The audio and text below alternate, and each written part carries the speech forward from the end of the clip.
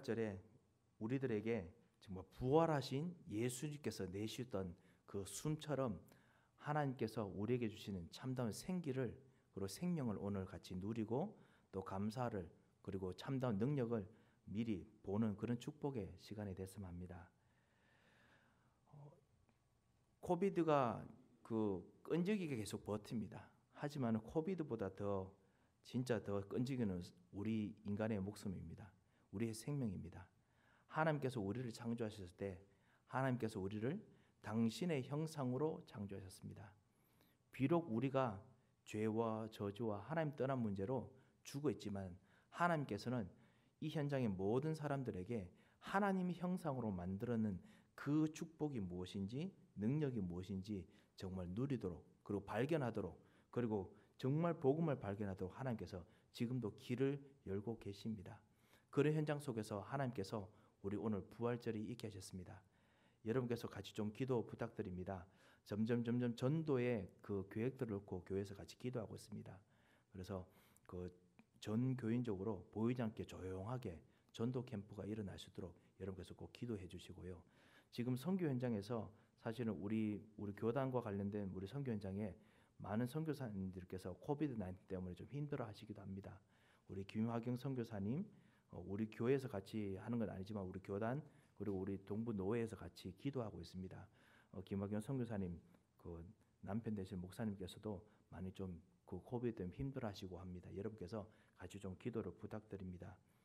이런 정말 힘들고 어려움 속에서 있는 현장 속에서 하나님께서 정말 우리들에게 주시는 말씀과 계획이 무엇인가 오늘 이 부활절에 저녁에 나타나셨던 우리 예수님 통해서 예수님께서 내셨던 숨 통해서 우리가 같이 한번 참다운 응답을 좀 발견했으면 합니다.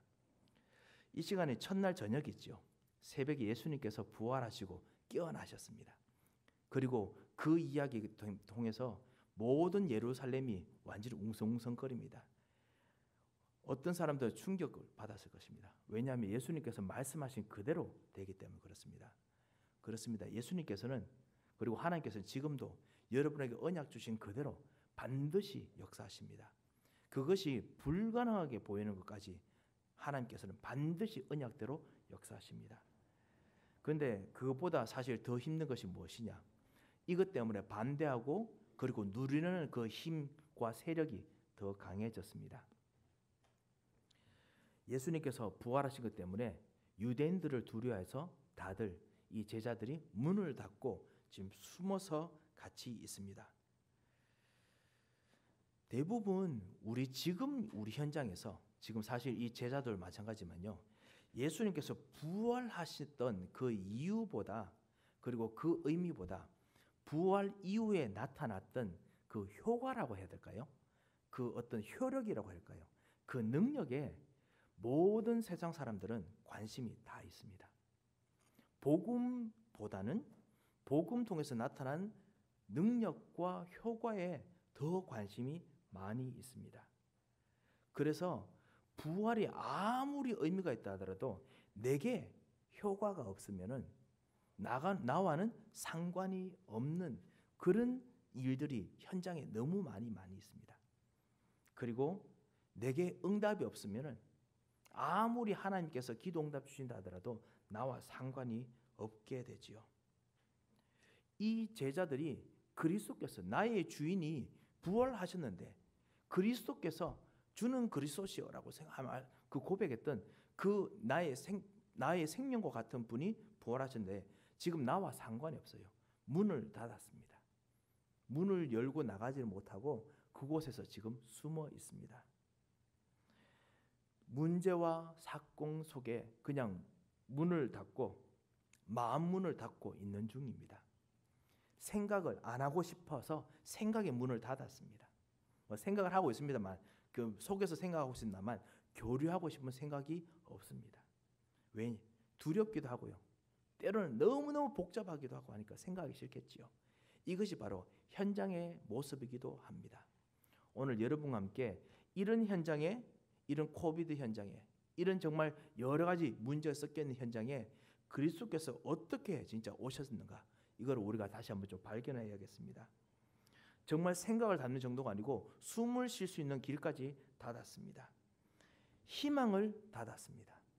예전까지는 붙잡고 있던 그 희망, 예수께서 십자가에 죽으심으로 말미암아 완전히 닫았습니다. 그리스도께서 우리를 위해서 죽으심은 우리의 고난, 우리의 질고, 나의 치욕, 나의 모욕, 나의 멸망을 담당하신 것인데 그 담당하신 것이 나와 거리가 없다라고 생각하고 닫았습니다. 그 위르겐 몰트만이라는 신학자 한 분이 있습니다. 이분이 뭐라고 이야기를 했냐면요. 왜 그리스도인들은 세상의 사람들은 희망, 소망이라고 말하는데 왜 그리스도인들만큼은 자신들의 주제가 희망과 소망인데 이것이 복음의 핵심인데 왜 희망과 소망에 대해서는 자신의 주제가 되어야 될 그 주제만큼은 다 내팽개치고 사는지 모르겠다라고 이야기를 했습니다. 왜 내팽개치고 사는가라고 이야기를 했었습니다. 정말 하나님의 사람과 하나님의 사람들, 그 전도자들은 하나님께서 주신 참다운 희망과 소망이 있는데 이것은 우리의 모든 사건과 문제와 일들을 초월해서 움직이고 있는데 우리에게 주어지고 있는데 왜 그리스도인들은 문제와 사건이 희망과 소망보다 더 큰지 알 수가 없다 이런 이야기를 한 적이 있었습니다. 그렇습니다. 모든 현장의 사람들이 사실 문제 앞에 보면은 해답을 찾기 힘들어합니다.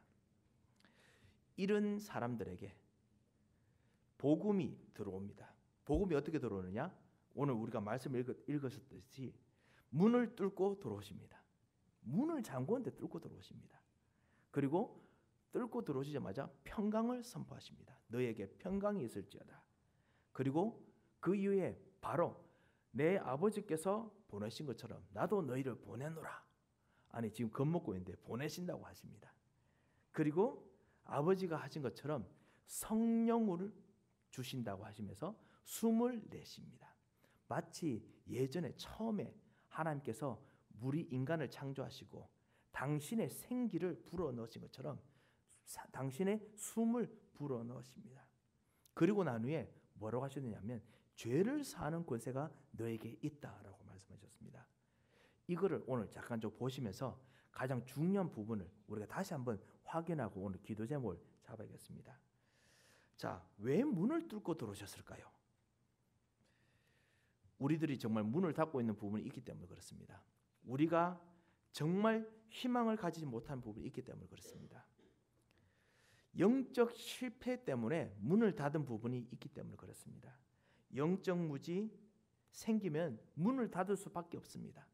보이지 않기 때문에 그렇습니다. 영적 무능력이 생기면 그리고 실제로 우리 삶에 무능력이 있는 현장에는 문을 닫을 수밖에 없지요. 힘이 없으니까 문을 열 수도 없습니다.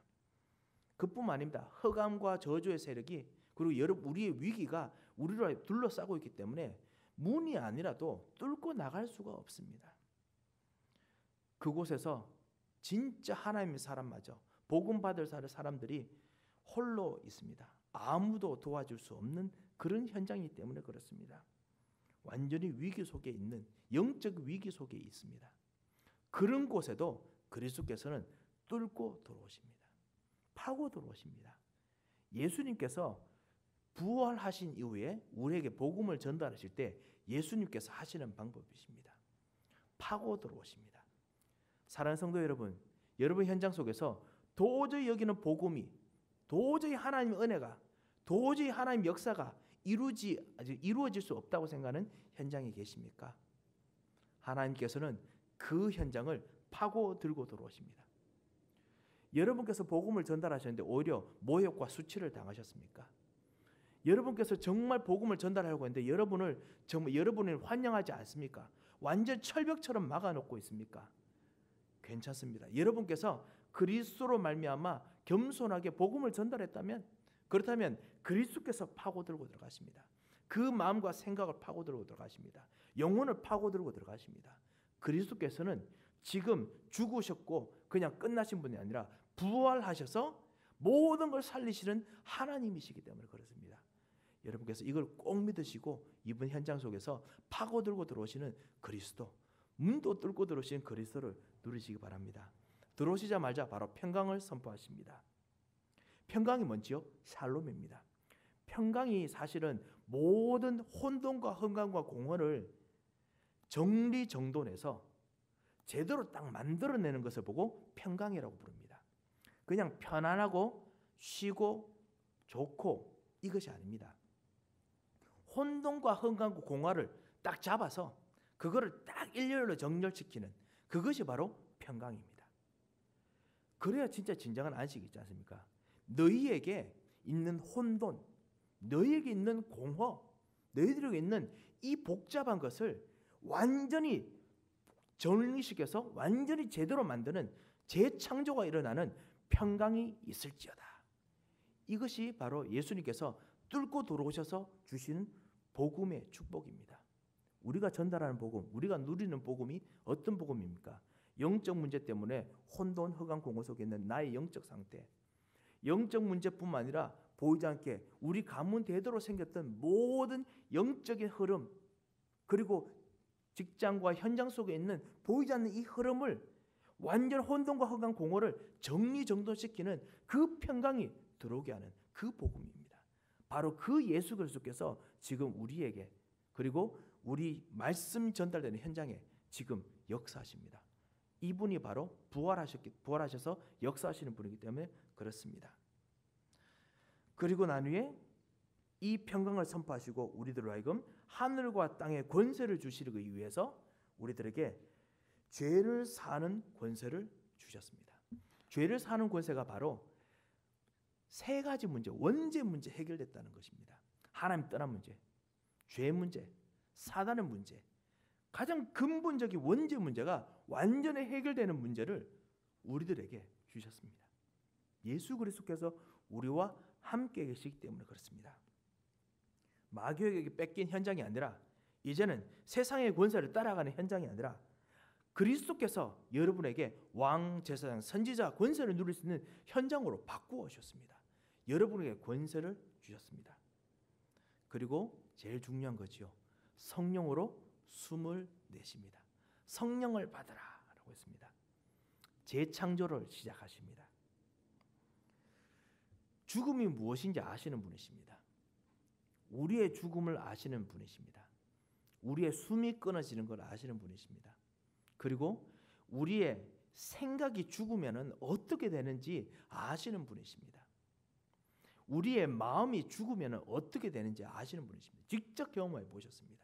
그리고 본인이 개인적으로 경험해 보신 것이 아니라 모든 사람의 죽음을 하나님께서 그리스도께 다 떠안께서 그리스도께서 모든 사람의 죽음을 다 맡으셔서 죽으셨습니다. 모든 사람이 가지고 있는 생각의 죽음을 다 맡으셨던 분입니다. 여러분이 정말 생각으로 말미암아 죽을 지경이 되는 것을 그리스도께서 다 맡으셔서 그분이 죽으셨습니다. 그리고 마음이 죽고 고생하고 끊임없는 질고를 지는 이 마음의 짐을, 그 마음의 짐을 지더라도 아직 살아있지 않습니까? 그게 아니고 마음 때문에 죽는 그 모든 죽음을 다 죽으셨던 분이십니다. 그리고 그뿐만 아니라 저도 개인적인 것이 아니라 가정과 그리고 직장과 삶들 속에 있는 모든 고통들이 있지 않습니까? 끊임없이 생기는 문제들, 끊임없이 생기는 고통들을 다 짊어지신 분입니다. 이번 주간 정시 예배 통해서 여러분께서 말씀을 보셔서 아실 것입니다. 똑같은 문제, 똑같은 그 어큐제이션, 똑같은 그 예수님으로 하여금 너 잘못했다, 넌 죽어야 된다, 계속 당합니다. 왜냐? 우리 현장에 똑같은 문제가 계속 생기거든요.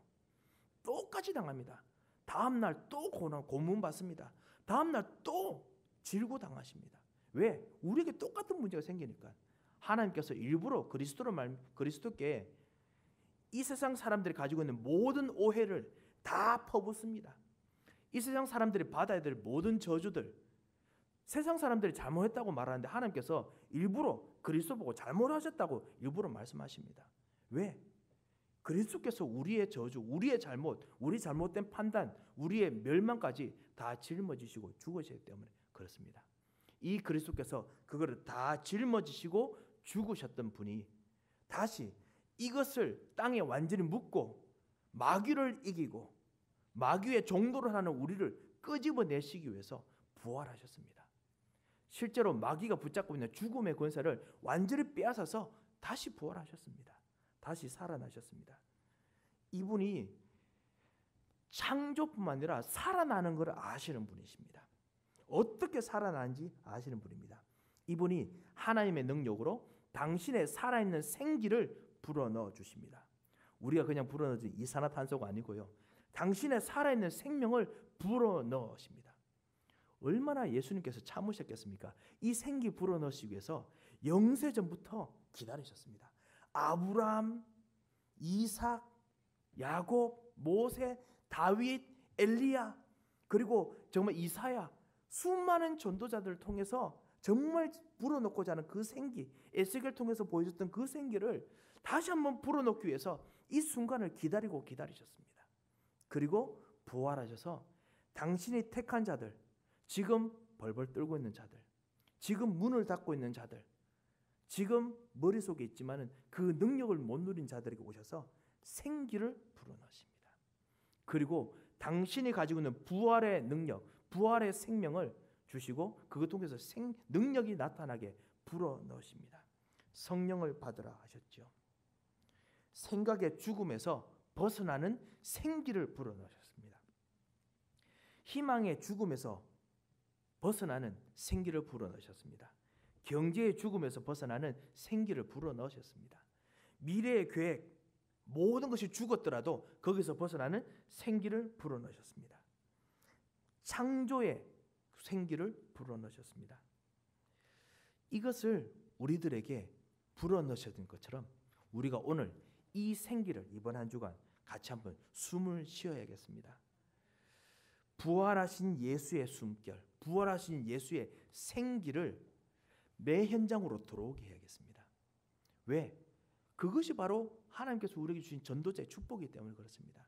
당연히 우리가 누릴 것입니다. 사단이 이것을 막고 있었습니다. 사단은 우리 현장에 죽음을 가져오기를 원합니다. 사단은 죽음으로 여러분을 다스리기를 원합니다. 사단과 흑암 세력은 죽음으로 여러분이 힘을 못 쓰기를 원합니다. 사단은 그뿐만 아니라 이것 통해서 절대로 전도 못하기를 원합니다. 이 죽음을 이기신 파고 들어오신 생기와 능력을 우리가 누려야 됩니다.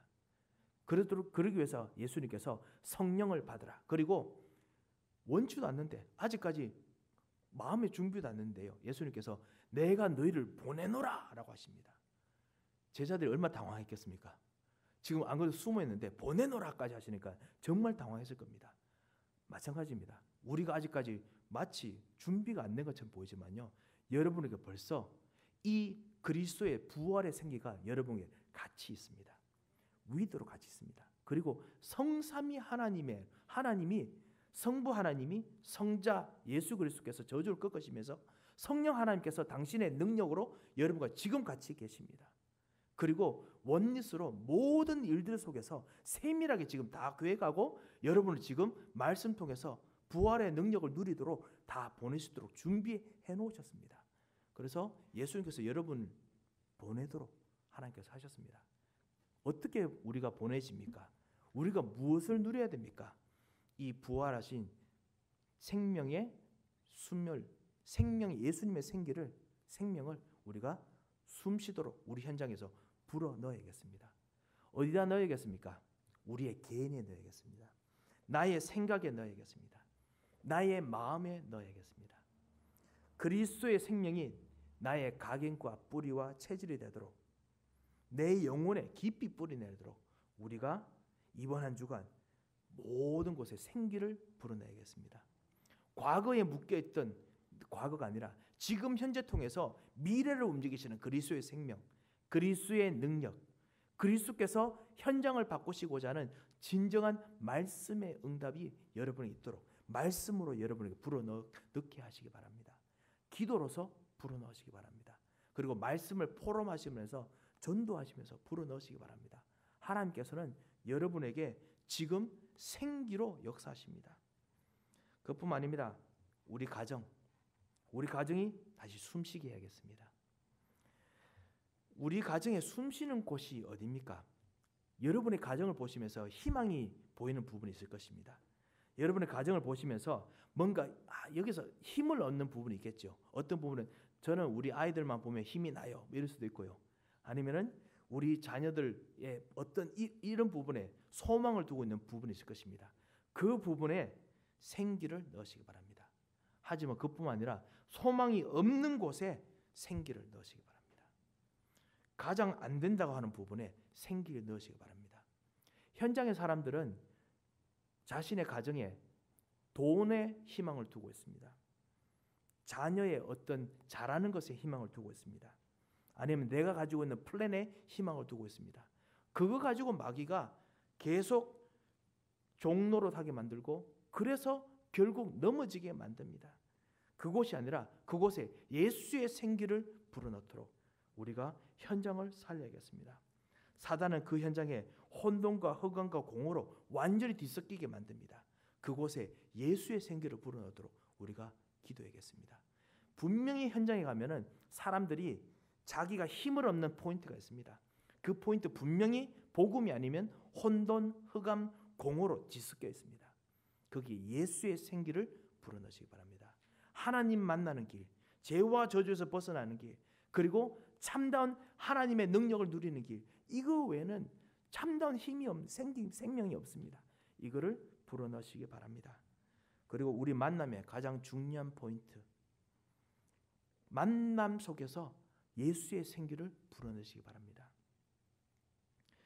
그뿐만 아니라 내 산업, 경제 가장 핵심에 예수의 생명을 넣으시기 바랍니다. 내 산업 속에서 가장 중요한 사람이 예수의 성령으로 일어나야겠습니다. 나의 지역이 예수의 생명으로, 예수의 생명의 숨길로 일어나야겠습니다. 이곳에 예수의 생명이 일어나도록 이번 한 주간 정말 기도하고 누리시기 바랍니다. 예수의 생명은 반드시 파고들고 들어갑니다. 말씀이 전달되면 들어갑니다. 기도로 숨쉬는 동안 시간과 공간을 초월해서 여러분의 말씀이, 여러분의 복음이 그 현장에 파고들고 들어갑니다. 흑암의 세력이 꺾이면서 들어갑니다. 일꾼들이 일어나면서 들어갑니다. 그래서 말씀으로, 기도로, 그리고 복음을 나눔으로써 복음을 포럼하셔도 되고 아니면 복음을 전달하셔도 되고요. 현장에 생기를 넣으시기 바랍니다.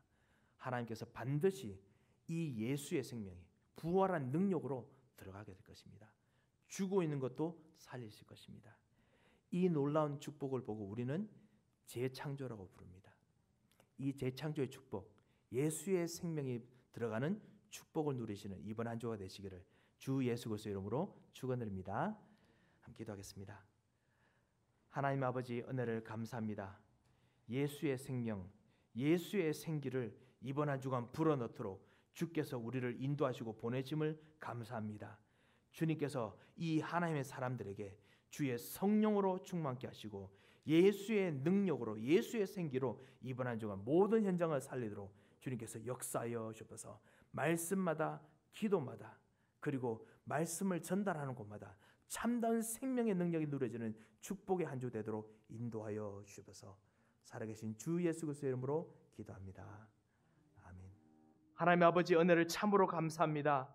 그리스도께서 우리들을 보내시며 생기로, 생명으로 역사하셨던 그 놀라운 역사를 오늘 확실하게 믿고 우리 현장에서 그리스도의 생명이, 그리스도의 생기가 우리 현장에, 우리 개인의, 우리 만남에, 우리 가정에, 그리고 우리 직장과 현장에, 그리고 우리의 지역에 불어들게 주께서 역사하신 대로, 말씀하신 대로 기도하고자 하오니 주님, 우리 입술에 역사하여 주셔서 우리의 모든 말씀 묵상 속에 성취로 역사하시고 주께서 천사를 모든 현장 속에 파송하시며 주님이 살리시는 부활의 능력이, 빛의 역사가 일어나도록 인도하여 주셔서 이제는 우리 주 예수 그리스도의 크신 은혜와 우리 하나님의 무한하신 사랑과 성령님의 감동하시고 위로하시고 교통하심의 역사가 주께서 우리에게 주신 진정한 이 생기의 축복을, 생명의 비밀을 누리며 선포하며 현장에서 누릴 귀중한 하나님의 사람들 머리 위에 이분들 가는 모든 현장들마다 이제부터 영원토록 함께 계실지어다. 아멘.